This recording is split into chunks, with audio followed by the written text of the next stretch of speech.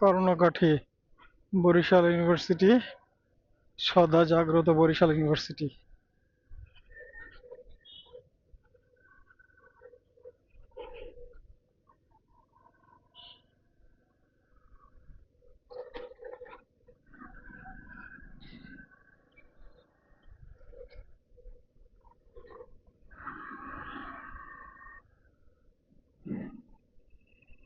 24শে আগস্টে বরিশাল ইউনিভার্সিটি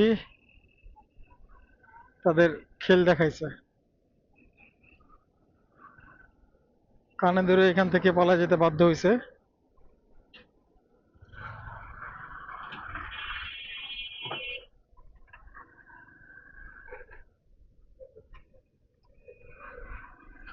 হয়তো এমন হইতে পারে ভবিষ্যতে যারা আবার রাষ্ট্রের দায়িত্বে যাবে তারা বরিশালকে ডমিনেট করার জন্য বিভিন্ন পরিকল্পনা তৈরি করবে।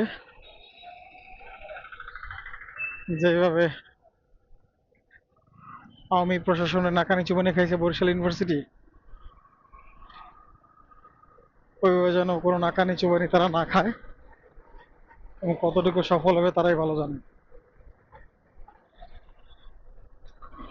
এবং বাংলাদেশের ক্ষেত্রে একটা জিনিস প্রমাণিত হয়ে গেছে 2024 সালে একদম স্টাবলিশ, সেটা হইতেছে বাংলাদেশে যে কোনো পলিটিক্যাল রিফর্মে বা রিফর্ম ট্রান্সফর্ম চেঞ্জ যেটাই বলুক বা ডিজেবল করার জন্য বলুক, যে কোনো উপায় বাংলাদেশে স্টুডেন্ট পাওয়ার অনস্বীকার্য।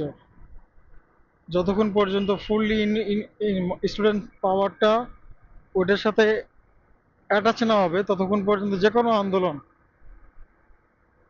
আন্দোলন সেটা আলোর মুখ দেখবে না বা সেটা পরিপূর্ণতা পাবে না। এটা 24 আর একবার চোখে আঙুল দিয়ে একদম প্র্যাকটিক্যালি দেখা দিয়ে গেছে। আর ইয়ং জেনারেশন ছাড়া যে চেঞ্জ হয় না সেটা তো আগেও মানে বই খাতায় লেখা ছিল, কিন্তু 2024-এ বাংলাদেশে এসে দেখা দিল, বাংলাদেশের ইয়ং জেনারেশন যারা আছে এরা দেখাই দিল যে yes we can, only we can. ছাত্র এবং ইয়ং জেনারেশন এর সাথে তাদের পিছনে যারা ছিল তাদের গার্ডিয়ান সম্মিলিতভাবে সবার প্রচেষ্টাই বাংলাদেশের যে কোনো পরিবর্তন, এবং আগামী নির্বাচনেও এই জিনিসটাই বাংলাদেশকে অনেক কিছু পরিবর্তন করে দিবে, চেঞ্জ করে দিবে। এই ইয়ং জেনারেশনরাই, এরাই চেঞ্জ করে দিবে। যেমন ইয়ং জেনারেশন যারা আছে এরা চেঞ্জ করবে, এবং এদের পিছনে যারা আছে এদের বাবা মা ভাই বোন এরাও এরাও ভূমিকা রাখবে। নট অনলি ইয়ং জেনারেশন একা,